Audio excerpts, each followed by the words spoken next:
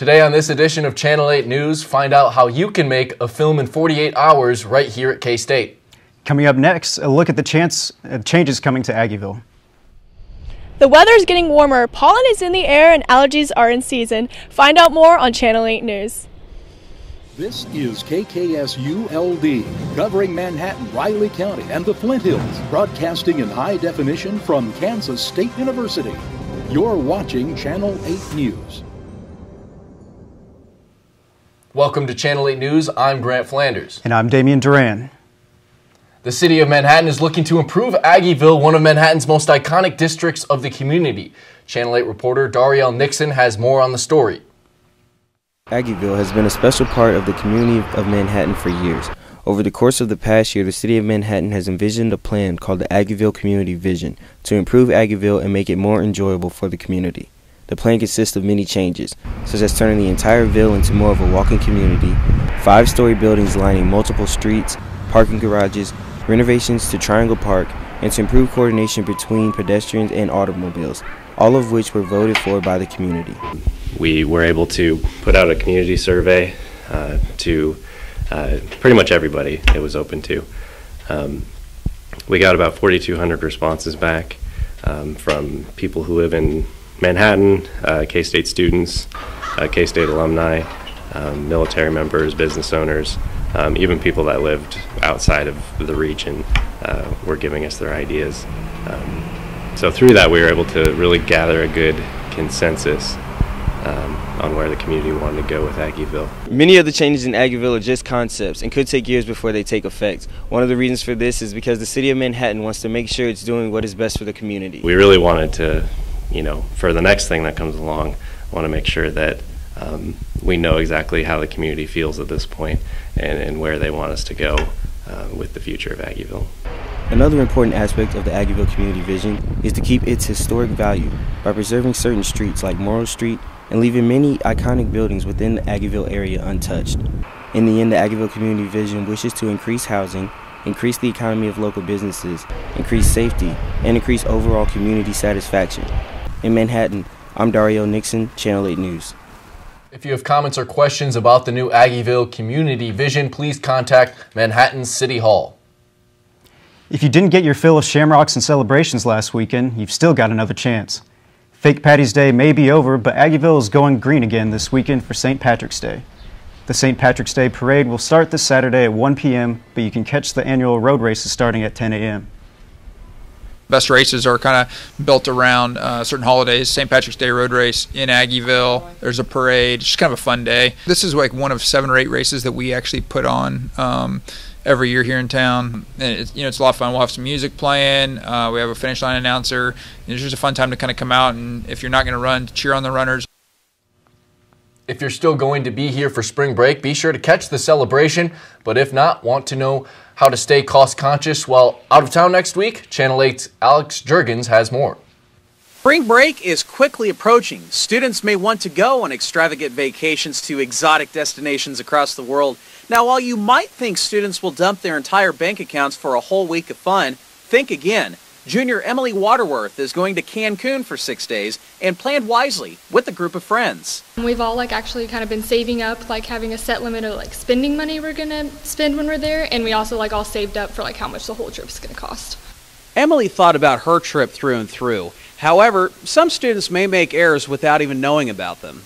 Not planning their spring break out and thinking through what they're going to have to spend money on, because there's a bunch of expenses that students just don't think about. Stricker recently hosted the Spring Break, Not Spring Broke seminar, where he shared advice with students on how to stay cheap yet have fun. They should plan a lot ahead of time. That is just making sure that they save up for spring break, but also not just looking at the end goal of being after spring break, but later on after the semester and then the summertime and for the rest of their college years, and then afterwards when they start working as well.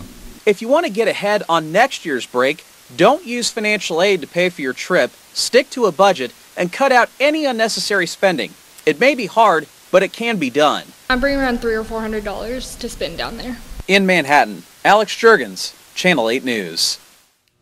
Of course, the most important tip is to stay safe. Oh, I couldn't agree more, Grant. A lot of students are going to be traveling this coming week.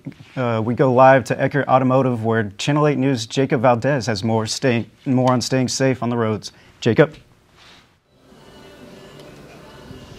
Thanks, you guys. We're out here at Eckert Auto with Ryan, who's a mechanic here. Hello, Ryan. So, with students preparing for road trips and things like that in the lead up to spring break, would you guys say you normally see more business in this time frame? Yeah, we see a lot of people traveling, going back home, going on vacations, and they just want to get their cars checked out and make sure they're safe. Yeah, that's totally reasonable. What are some of the more common issues that you see here and things that students should really be on the look for, things to keep in mind? Make sure your brakes are all working properly. You want to make sure that you have plenty of pad life on your brakes when you take off, because if you get out of town and you start having hard vibrations or grinding noise, it could get dangerous. And you also want to keep a good eye on your tires, because if they're not safe enough or properly inflated, you could have a flat and get stranded out somewhere and just be stuck. What are some simple steps that students can take as far as home maintenance goes of their vehicles to prepare for trips out of town, things like that? Like I said, check tire inflation. You can peek through your wheels kind of and see how your brake pads are doing, if there's life on them. Check your oil. If you're going someplace hot, you might want to check to make sure your air conditioner works. And just make sure it starts good, your battery's got plenty of life. And what about steps for when they're actually on that trip? Is there anything they can do to be prepared in case they do run into issues, things like that? I would throw a set of jumper cables in your car. Make sure your spare has air in it. Make sure you have your jack, all your tools to take your tires off. And just make sure you have a phone charger so you can have a phone in case you have an emergency. What about on the road, like on the roadside? Could you just go on about that a little more? And make sure you know how to change your tire. Having everything isn't everything, you just got to make sure you know how you work your jack, because all the jacks are different, and make sure you can get your lug nuts loose. And just maybe keep a spare quart of oil or two in there just in case you have a leak, or antifreeze, coolant, washer fluid. Make sure your windshield wipers are good. And I don't know. Yeah, that's about it. All right, well, there you guys have it. There's many different things you guys can do at home to make sure your cars are safe in the prep for these spring break trips. Check your fluids, check your tires. That's it for us. Back to you guys. Almost 1,900 K-State students are international students. According to the International Student Center, 134 of those students are from India. Adam Purinton has been charged with first-degree murder after he shot Srinivas Kuchibatla, an Indian immigrant, at Austin's Bar and Grill in Olathe on February 22nd. Purinton injured two others during the shooting. In a statement, Manhattan's Mayor Yusha Reddy, who is Indian American, said that she will do whatever I can to relieve anxiety, discomfort, or pain that our friends and family are experiencing. Pradeep Medurametla, a graduate student, said we need to fight this kind of hate with love. If you really do not hate, or if you really hate something of this sort happening, speak up when it happens. Tell people around you that we do not hate, we love. And like everyone, like I'm brown, but I'm made of love, and so is everyone around me. And so. Coming up, a K-State student is looking for a cure for cancer. And also, have you wondered how it feels to go low and slow over a field in a crop duster?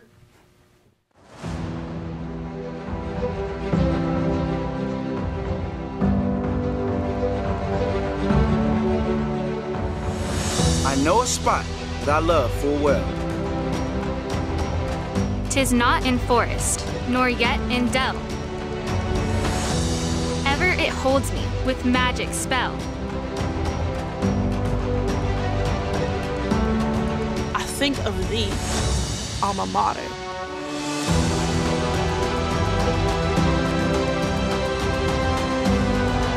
We'll carry thy banner high. Long, long, may thy colors fly. Loyal to thee, thy children will swell the cry.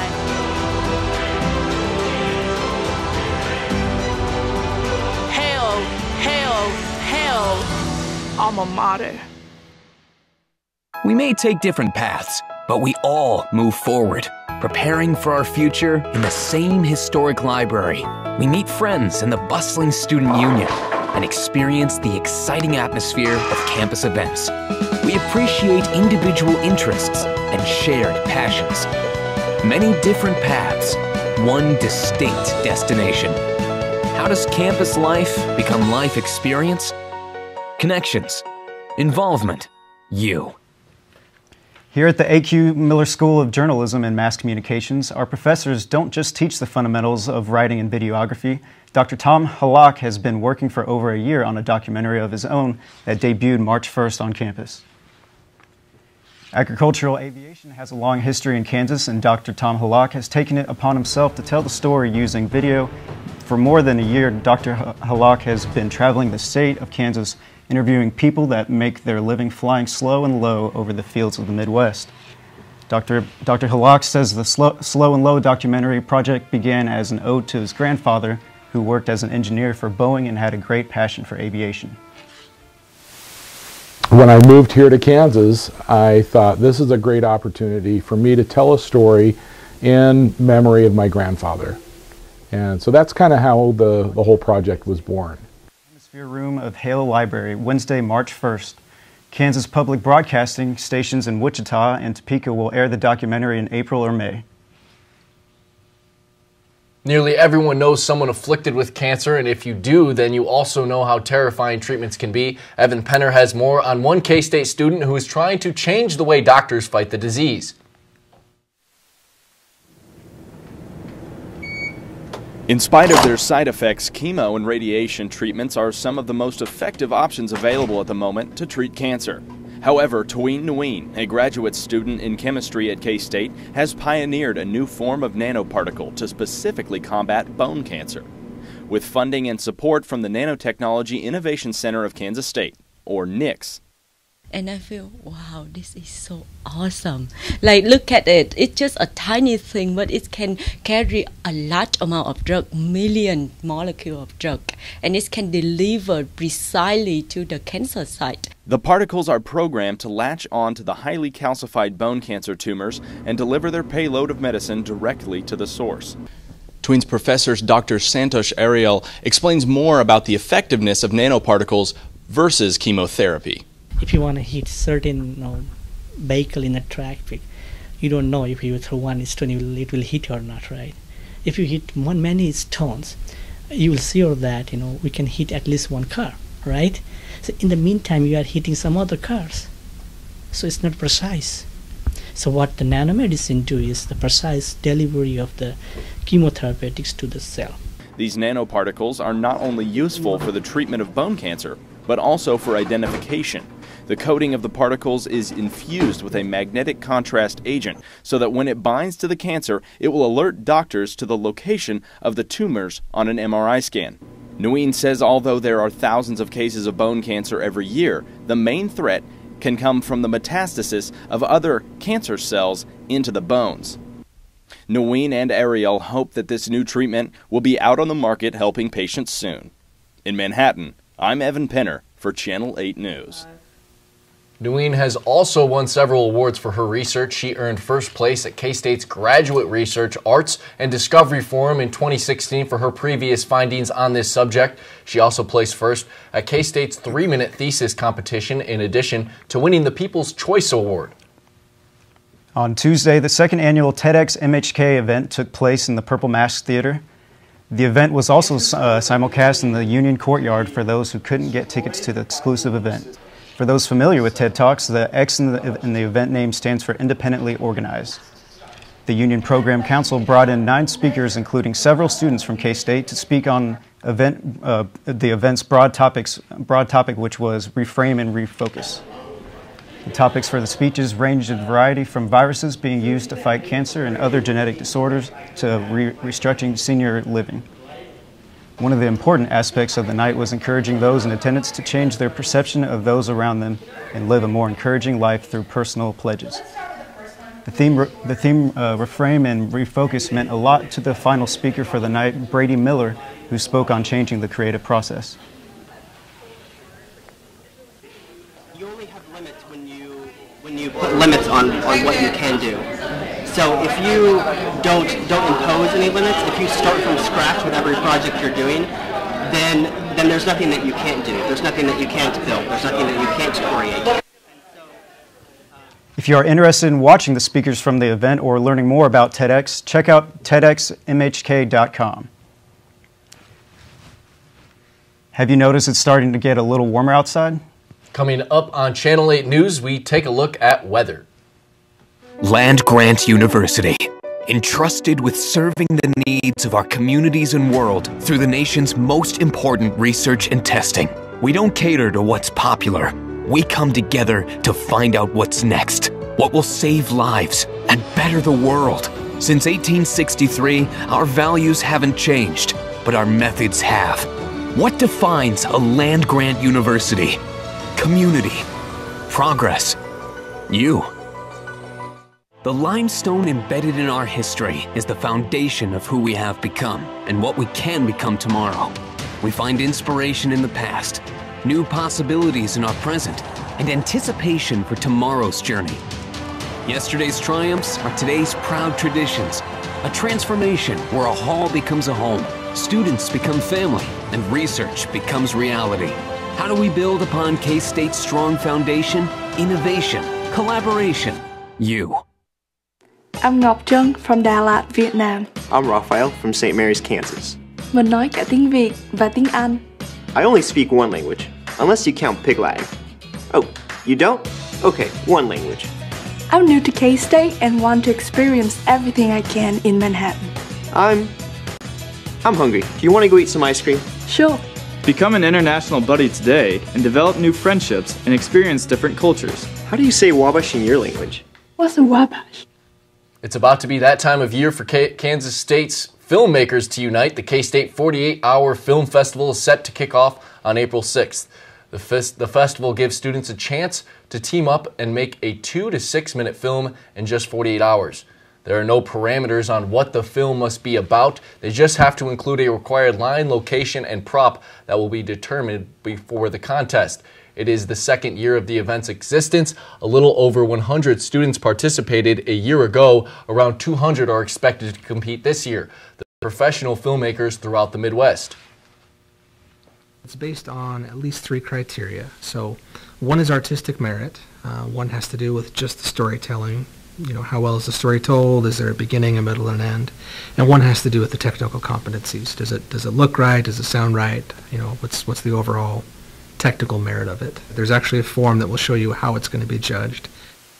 Prizes are awarded in several categories, including the Audience Choice Award. The contest is open to all students at K-State. For more information, visit the site below. You going anywhere cool for spring break, Grant? No, Damien, I am not, but I hope the weather warms up here in Manhattan. Weather anchor Caitlin Sabbert has more on what we can expect for spring break. Thanks, Grant. Temperatures are warming up this week, and that means more pollen is in the air. It's that time again for stuffy noses and itchy eyes. That's right, it's allergy season.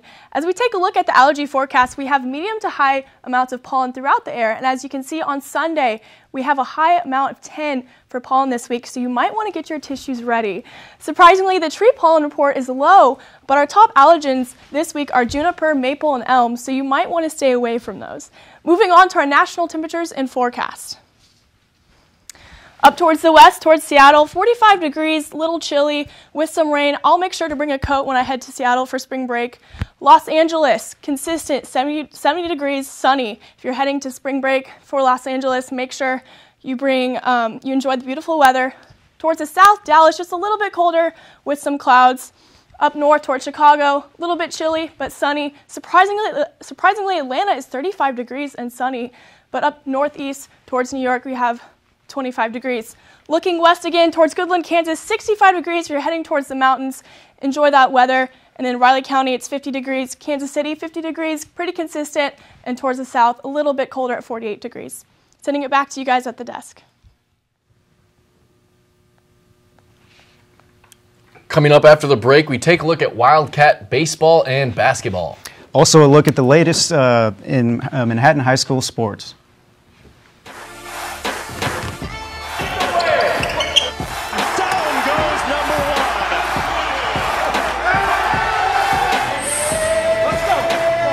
Oh man, you know, the fans, you know, Manhattan, you know, Octagon, the door. It's a tough place to play. You know, we feed off the energy.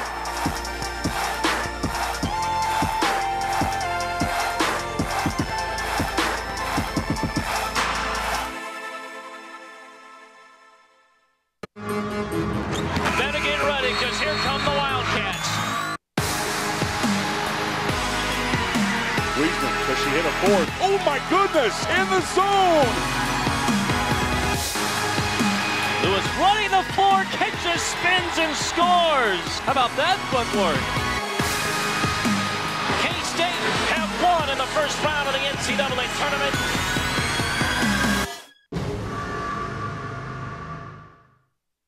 Hi, I'm Tunde from Lagos, Nigeria.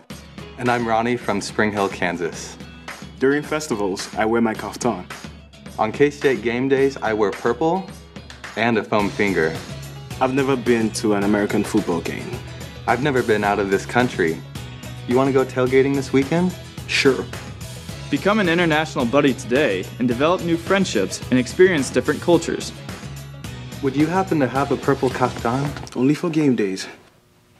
Welcome back to Channel 8 News. Sports anchor Molly Burt has the latest on your Manhattan and K-State sports. Molly? Thank you, Grant and Damien. K-State's baseball team went head-to-head with the Riverside Highlanders 3 times last weekend, narrowly winning one game but falling short in the others. Before Friday, the Wildcats were on a 7-game winning streak but lost their first game that day 1-5. However, in their second game that afternoon, Cameron Thompson hit a double to bring in Kyle Barfield, scoring the only run of the game and giving the Wildcats their victory. The series was decided by the Sunday game when Riverside defeated K-State 11-2 after the Highlanders scored 7 runs in the ninth inning.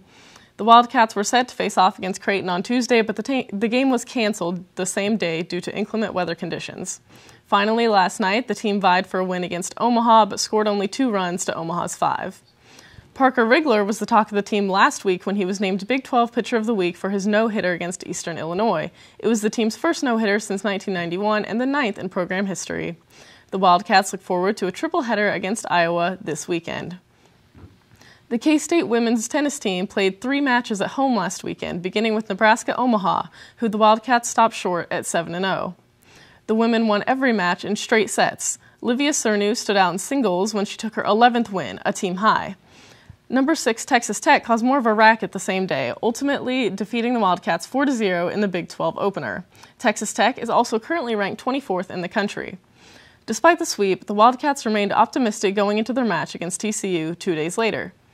Ranked number 22, TCU's Horned Frogs faced tough opposition, but narrowly took the match over K-State 4-3. This weekend, the team will travel to Texas to face off against both SMU and UT Arlington in pursuit of redemption. For the second straight season and the 15th time in the program's history, the Kansas State women's basketball team will take part in the NCAA tournament. The K-State women's basketball team will be hosting Drake this Saturday for the first round of the 2017 NCAA tournament at 3 p.m.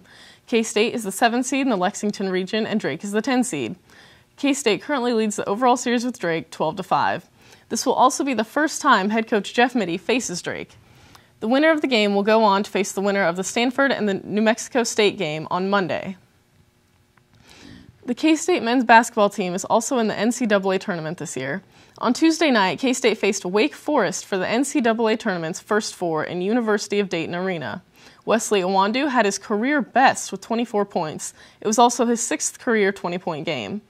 K-State beat Wake Forest 95-88 to advance on in the tournament, making this head coach Bruce Weber's 100th career win at K-State and also his first NCAA tournament victory in 3 tries. K-State will play number 6 Cincinnati on Friday at 6:27 p.m. for the South Regional's first round in Sacramento, California.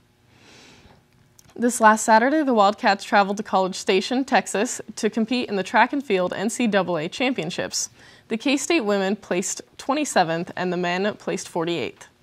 K-State's track and field team is now preparing for the outdoor season, which will begin Saturday, March 25th at the Miami Hurricane Invitational.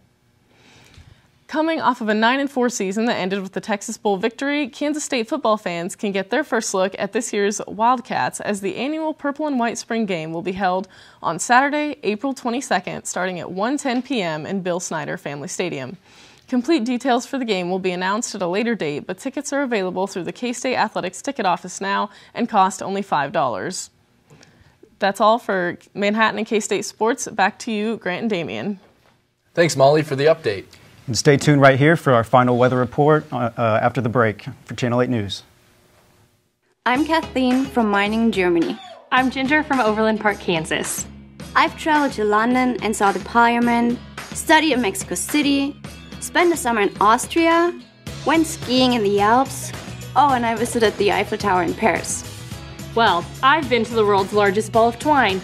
Can we go? Of course! Become an international buddy today and develop new friendships and experience different cultures. Up next, the world's deepest hand-dug well. Is it near the Grand Canyon? From the golden flowers that give our state its nickname, to Kansas City's smoky scarlet barbecue, past the unique tint of limestone bedrock, we drive with pride to support future K-Staters. From the hilltops of Lawrence to the familiar streets of Aggieville, we love to show our purple pride. Whether you are K-State alumni or Wildcat fans, purchase the #1 Affinity license plate in Kansas today and help us paint the highway purple. Knowledge is more than a piece of paper. It's being committed to leaving the world a better place, dedicated to limitless learning, conducting research that is tried and true, and then tried again, crossing disciplines, blazing trails, discovering better methods that lead to global solutions. What is the K-State graduate student experience? Unrestricted, proven, you. And now we're going to give it over to Caitlin Sabbert for final weather. Caitlin? Thanks, guys. Looking at the 5-day forecast, Thursday and Friday we have 72 degrees, which will be a nice warm consistency, different from last week. And then if you look at Sunday, we have a high of 82. This is definitely very nice from last week. And if you want to go out and enjoy the weather, make sure you go out and enjoy the sun at 82 degrees. As we take a look at the constellation Leo, this is more visible at this time of year. Make sure you go out and check out the stars. March 19th through the 12th has a full moon cycle occurred, and as well as the constellation Leo. So it's more visible. Make sure you go out, check out the stars, enjoy this time of year. All right, sending it back to you guys at the desk. Thanks so much for tuning in to Channel 8 News. Be sure to check out our Twitter, Facebook, and Instagram at KSU Channel 8 News. We'll see you right back here in 2 weeks. Have a great week.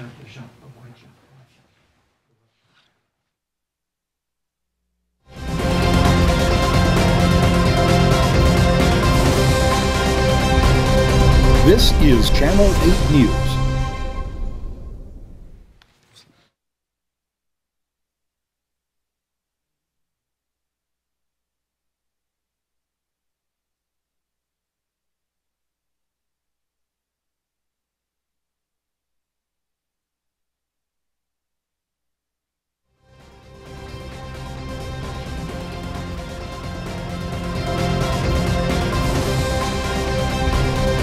This is Channel 8 News.